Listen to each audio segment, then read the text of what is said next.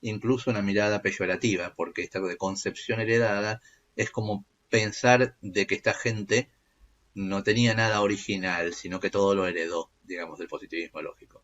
Pero con una diferencia muy grande, ¿está bien? Cuando terminamos la Segunda Guerra Mundial, este, aparece los Estados Unidos como emergente, con un montón de capacidad ociosa de toda la maquinaria bélica a poner en juego, ¿sí? Empezamos a ver esto que aparece enseguida, al poco tiempo, ¿sí? En la década del 50, con una mirada muy fuerte que además se vuelca hacia otro enemigo que es la Unión Soviética, digamos, y el comunismo. Ahí aparece un contexto muy de derecha. En este contexto sí cabe pensar un montón de cosas que también dan sentido a por qué se producen estas ideas concretamente con esta frecuencia y esta importancia, digamos, ¿no? Durante mucho tiempo no se hizo nada en epistemología muy relevante que no fuera la llamada concepción heredada, ¿sí?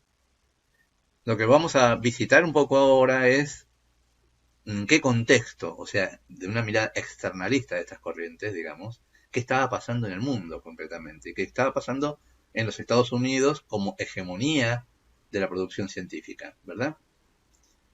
Para ese sentido, para esta mirada, nos interesa posicionarnos en estas imágenes, ¿sí?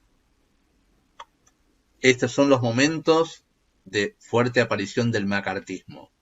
El macartismo, este es el senador McCarthy, que lleva adelante una cacería de brujas muy fuerte a todo lo que pueda tener olor a comunismo, ¿verdad? ¿Sí? Ven en la imagen que está acá de este oso de la Unión Soviética que parece invadir a todo el mundo y hay que prevenirse sobre él, digamos, ¿no? Este, la aparición de listas negras, este, había gente que se la censuraba, se la perseguía, se la encarcelaba. Hasta en las listas negras aparecía Charles Chaplin, por ejemplo, como presunto comunista también. En esta persecución, en este contexto de derechización, la concepción heredada viene a dar cuenta de una serie de hibridaciones con lo que ya había, ¿sí? En principio, estos herederos de la concepción del positivismo lógico se hibridan con una mirada, una filosofía mucho más pragmática, el pragmatismo norteamericano, ¿sí? Con una ética que es la ética protestante también, de la que ha hablado Max Weber, donde lo esencial pasa por lo individual, los méritos individuales, ¿verdad? Entonces es una mirada muy derechosa, que obviamente va a transformar aquello que se quiere estar pensando, digamos, ¿no? Fíjense en estas imágenes que presentamos aquí, ¿sí? Estas son típicas imágenes de esta década, para que ustedes fijen, películas de Doris Day, donde las amas de casa están impecables y que están mostrando sus nuevos electrodomésticos, ¿sí? Los que van a hacer su vida familiar mucho más agradable, van a tener más tiempo para la familia y todo lo demás. Ven todos tan sonrientes, tan de clase media acomodada, que pueden acceder a estos lujos de alguna manera. Y esto tiene que ver con una publicidad que alienta a las industrias a producir o a reconvertir las empresas o las industrias bélicas, digamos. Había un montón de maquinaria preparada para fabricar armamento. Ahora esta maquinaria queda en desuso y viene bien el hecho de producir este tipo de nuevos enseres para poder poner en funcionamiento la maquinaria económica, ¿sí? Entonces, también había que tener gente que se dedicara a poder intervenir en los procesos industriales, a poder pensar en términos científicos qué tecnologías se pueden llevar de punta en algunos desarrollos. Y no es casual, esta mirada es el origen donde se genera un instrumento didáctico para poder incentivar vocaciones científicas y tecnológicas. Este instrumento es nada más ni nada menos que el invento del famoso método científico de 5 pasos, ¿sí? Si quieren mirar películas de la época, van a ver. Hay una película con la protagonista de Titanic, que ahora no me viene el nombre a la mente, y con Leonardo DiCaprio, que refleja muy bien el espíritu de época. Búsquenla, googleenla, en este momento no me acuerdo cómo se llamaba, pero también refleja las tensiones y los malestares de ese momento histórico.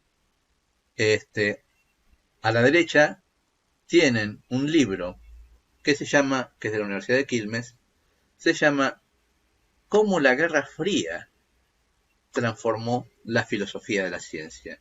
Fíjense, esta Guerra Fría entre la Unión Soviética y los Estados Unidos hizo foco en cómo se pensaba la ciencia y la epistemología concretamente, ¿sí?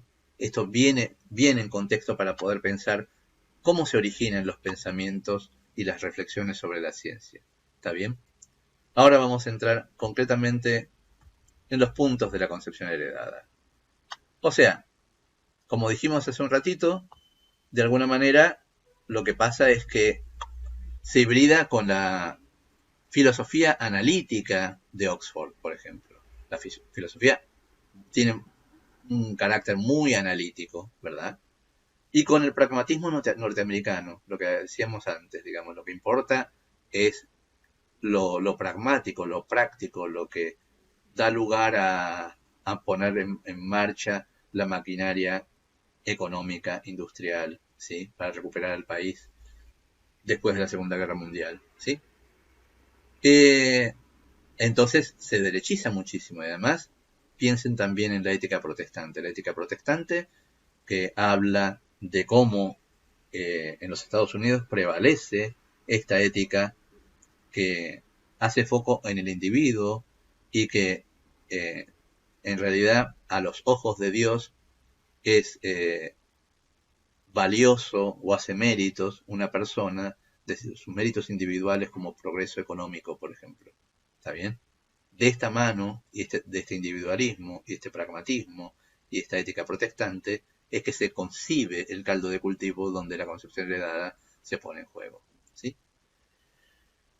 De hecho, tiene el mismo método empírico-inductivista del que hablábamos en los desarrollos del positivismo lógico Círculo de Viena, pero acuérdense que el positivismo lógico tuvo muy poco tiempo para dedicarse a analizar la estructura de las teorías científicas. Acá van a tener un poco más de desarrollo, digamos. Los positivistas lógicos tuvieron que huir, ¿sí? Entonces, aparecen un poco las críticas acerca de los modos que tienen para pensar las lógicas de desarrollo de tanto del positivismo lógico como la concepción heredada, ¿sí? Ya mencionamos que Popper, que es integrante de la concepción heredada del positivismo lógico, empieza a detectar que el inductivismo no es un buen recurso, no es una forma, un buen tipo de razonamiento, porque no produce razonamientos válidos, digamos, ¿no? Ya vamos a detenernos un poco más en esto, ¿sí? Es decir, vienen críticas que se van haciendo desde el pasado, como las de Popper, que ya detectó esto en el positivismo lógico, pero luego Popper se va a traducir del alemán al inglés y nunca más va a escribir en alemán. Todo lo que se empieza a conocer de aquello que escribió para el positivismo lógico se traduce al inglés y se va dando a conocer en este nuevo contexto, ¿sí? Y se dice desde el pasado y desde el presente, es decir, también había algunas gentes dentro de la concepción heredada que empezaban a ver algunas grietas en el funcionamiento de esta mirada epistemológica sobre el mundo. Dentro de los concepcionistas heredados estaba eh, Thomas Kuhn, por ejemplo. Y empieza a ver cosas que le hacían bastante ruido respecto de cómo se pensaba la, la epistemología, digamos, ¿no? Van a ver que la concepción heredada, ¿se acuerdan lo que era la inducción? ¿No? Un tipo de razonamiento en el cual, a partir de muchas observaciones que comparten una característica en común, se puede sacar una predicción o una explicación o una generalización, digamos, ¿no? El ejemplo típico es,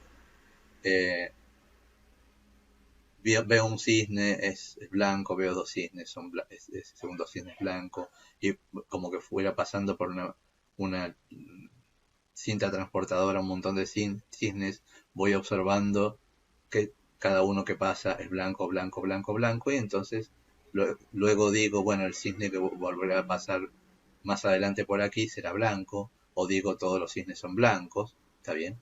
Y está claro que la inducción no es un buen razonamiento que me lleve a conclusiones eh, válidas lógicamente, porque una conclusión que diga todos los cisnes son blancos se cae enseguida cuando aparece un cisne negro, obviamente. Entonces, si el universo de posibilidades frente a una característica de un evento determinado es infinito, y no podemos observar todos los infinitos eh, hechos del mundo que deberían compartir esta característica, con que uno aparezca con la posibilidad de que no tenga esa condición, se cae el razonamiento, ¿verdad?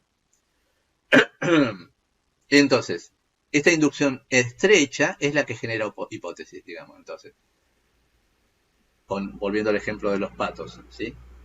Eh, o vamos a poner un ejemplo más científico, digamos, con los metales.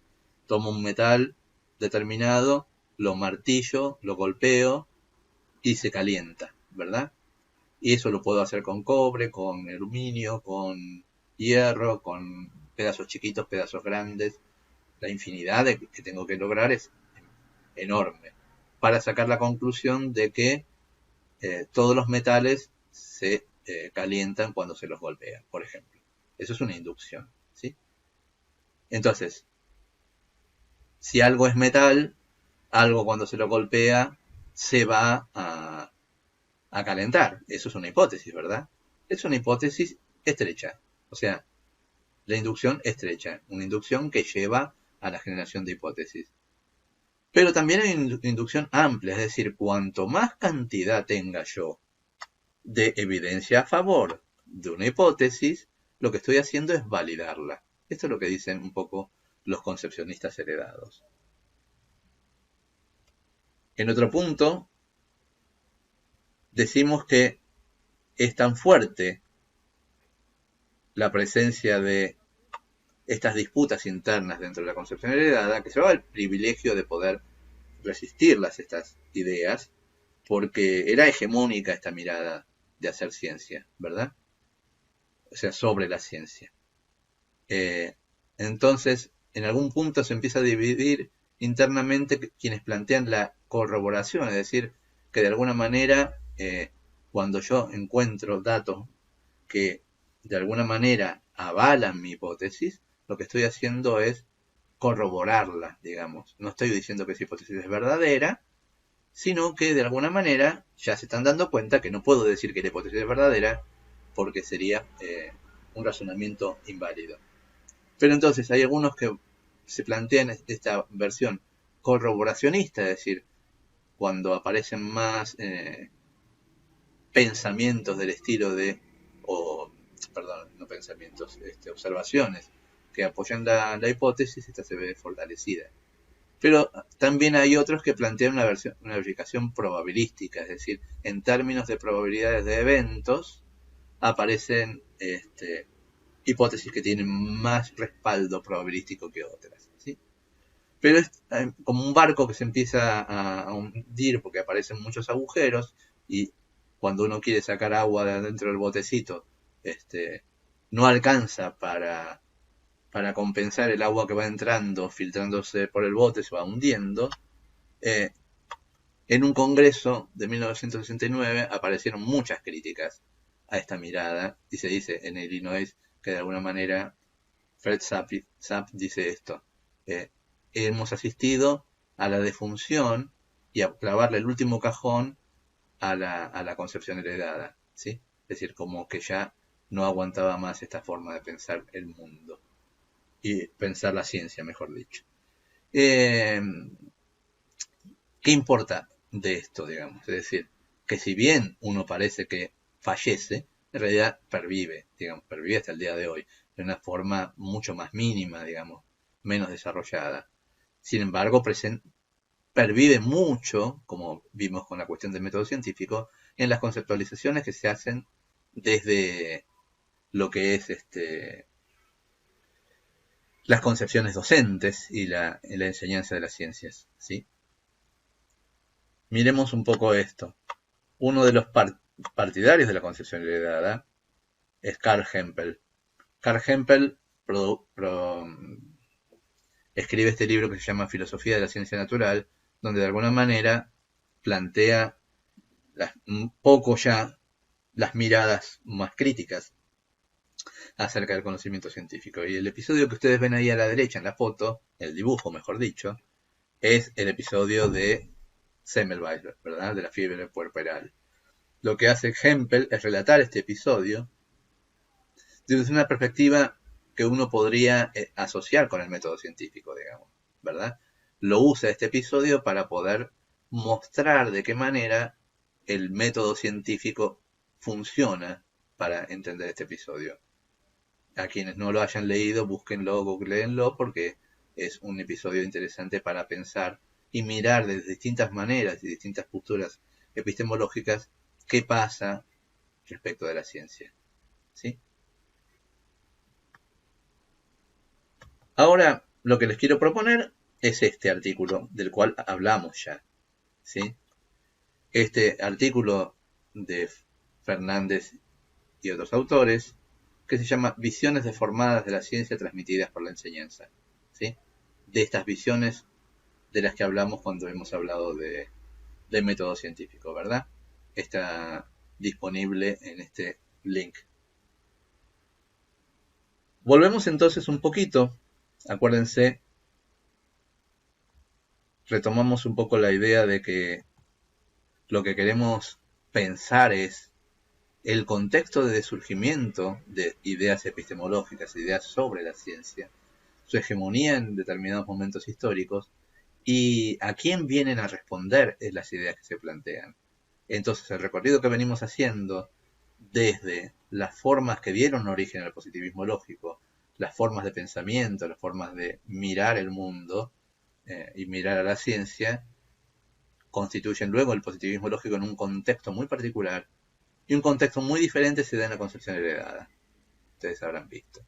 El contexto del positivismo lógico es un contexto de centro-izquierda, ¿sí? El contexto de la concepción heredada es un contexto derechoso, muy derechoso, fascistoide diríamos, llegado al punto visto el macartismo tan fuerte. Pero también tenemos que ver que aparecen actores involucrados, más actores que actrices fundamentalmente, a efectuar críticas a estas miradas. Uno de los primeros que efectúa críticas es Sir Karl Popper, ¿verdad? Empieza a ver que la inducción no cierra por ningún lado, que la inducción es un procedimiento, un razonamiento no válido desde el punto de vista lógico, porque de premisas verdaderas no se sacan conclusiones que sean verdaderas también. La deducción sí, si yo presento la idea de todos los hombres son mortales, Sócrates es hombre, por lo tanto Sócrates es mortal, si son verdades las dos premisas, es válida la conclusión, ¿sí? Seguro que está contenida la conclusión, la verdad de la conclusión, en la verdad de las premisas. En cambio, con la inducción, esto no sucede. Si yo digo, tengo un montón de premisas, como la que dijimos, vi este pato, vi este cisne y es blanco, vi este otro cisne y es blanco, vi este 14º cisne y es blanco, vi este cisne número 100 y es blanco. Y de todas esas premisas concluyo que todos los cisnes son blancos. No se sale de la verdad de esas premisas la necesaria verdad de la conclusión, ¿sí? Entonces eso es lo que va a criticar Popper fuertemente. La inducción lleva a razonamientos que son inválidos lógicamente. ¿Está bien? Volvemos al mapa para entender dónde estamos parados ahora y qué es lo que vamos a poner el foco. Como dijimos hace un ratito, acuérdense ustedes que estas críticas Popper las hace al positivismo lógico en alemán. Pero en tanto que estaban medio huyendo, medio escapando, nadie les dio demasiada bolilla. ¿Está bien? Estas críticas reaparecen luego, ven esta flecha que está acá, en la construcción heredada y de alguna manera se empiezan a tomar en cuenta. Se traducen al inglés, empiezan a circular y de alguna manera empiezan a calar en algún sentido estas críticas. ¿Sí? Acá tenemos a Sir Karl Popper con su principal libro, Conjeturas y Refutaciones. Va a decir Popper que el camino necesario para el desarrollo científico, para la metodología de trabajo de la ciencia, es un camino de conjeturas, o sea, hipótesis, la formulación de hipótesis, y de tratar de derribar esas hipótesis. Ese es el camino del buen científico, de la buena persona que hace ciencia. Debe tratar a todas maneras posibles a tratar de tirar sus hipótesis abajo, de tratar de encontrar evidencia en contra de sus hipótesis. Porque si yo digo, por ejemplo, tratar de encontrar una evidencia contraria y la conclusión es mi hipótesis va a ser falsa, ¿verdad? Ese razonamiento, si yo encuentro que hay un contraejemplo, que yo puedo falsar mi hipótesis, mi desarrollo lógico va a ser correcto, digamos. Entonces voy a poder concluir que esa hipótesis es falsa, ¿sí? Es decir, aparece un pato negro, un cisne negro, digamos, ¿no? Y entonces lo que puedo concluir con verdad absoluta es que la hipótesis es falsa, dice Popper. ¿Se entiende? Es un poco esta idea. Miramos entonces qué es lo que plantea Popper. Aparece acá algo que no aparecía ni en el positivismo lógico ni en la concepción heredada, que es una epistemología con sujeto. Es decir, que hay, antes, acuérdense ustedes que para positivismo lógico y concepción heredada, la idea era que no había un sujeto concreto, era una entelequia del científico que trabajaba. Era el científico una mente abstracta que trabajaba con la lógica formal para la concepción heredada y para el positivismo lógico. En cambio, acá Popper empieza a hacer aparecer la mediación de un sujeto, ¿sí? O sea que el sujeto también es mediador en el conocimiento. Pero ojo, esta cuestión de empezar a pensar que un sujeto es mediador no necesariamente está pensando en cualquier sujeto, sino un sujeto que apunta a tener estas características que va a tener el segundo punto que mencionamos acá. Un nuevo racionalismo, ¿sí? Este racionalismo implica un objetivismo, o sea, tratar de buscar la objetividad en la ciencia, intersubjetividad, es decir, que las comunidades científicas se compartan los conocimientos y poder ponerlos a disposición de toda la comunidad, una postura crítica muy fuerte sobre aquello que se produce como conocimiento, la absoluta honestidad intelectual de no falsar de no inventar ningún dato ni querer sostener una mirada, y la permanente vigilancia epistemológica acerca del conocimiento que se produce, ¿sí? Una vigilancia absoluta acerca de cómo son los modos de producción del conocimiento científico. Y aparece él, en Popper, esto, digamos, que desde todo punto de vista la inducción es injustificable, ¿sí? Es decir, si yo, y alude a este trilema de Fries, que de alguna manera uno puede justificar la inducción si la basa en otra inducción previa, que a su vez está basada en otra inducción previa, o está basada, que a su vez en otra inducción previa, un encadenamiento de inducciones, que en realidad es al infinito, digamos, no hay ninguna certeza demasiado. Pero al mismo tiempo, está pensado esto desde el punto de vista de que en algún punto hay que poner detenerse, digamos, y dar por sentado que la comunidad establece como válidos determinados acuerdos. A esto hacemos referencia, ¿verdad? Entonces, siguiendo en este desarrollo, aparece la falsabilidad como criterio de demarcación. Para Popper, entonces, el racionalismo crítico, ¿sí? En la versión de Karl Popper, porque no es el único, digamos, el racionalismo crítico es una corriente demasiado amplia como para poder tener muchas ideas que converjan, digamos. Uno podría hablar que también está Gastón Bachelard dentro de esta corriente que podemos llamar racionalismo crítico, ¿sí? Pero, y Ludwig Fleck también en esta corriente. Pero los puntos que estamos poniendo acá, para no poder abrirlo demasiado, con la intención de no abrirlo demasiado mejor, los miramos a la luz de lo que plantea Karl Popper. Plantea la falsabilidad como criterio de demarcación. O sea, los enunciados científicos son aquellos que son potencialmente falsables. ¿Sí? Es decir, ¿qué es la falsabilidad? Que yo pueda encontrar originalmente o potencialmente algún hecho del mundo que me false ese enunciado. Cuanto más falsable ese enunciado, o sea, cuanto más detalle tiene, más falsable es, por lo tanto es más científico. O sea, cuanto más correlato tiene con el mundo, digamos, por decirlo así. Si yo, por eso él se mete muchísimo con la pseudociencia. Va a decir que los horóscopos, la astrología, va a meterse con el psicoanálisis muy fuertemente también. Dice que son infalsables.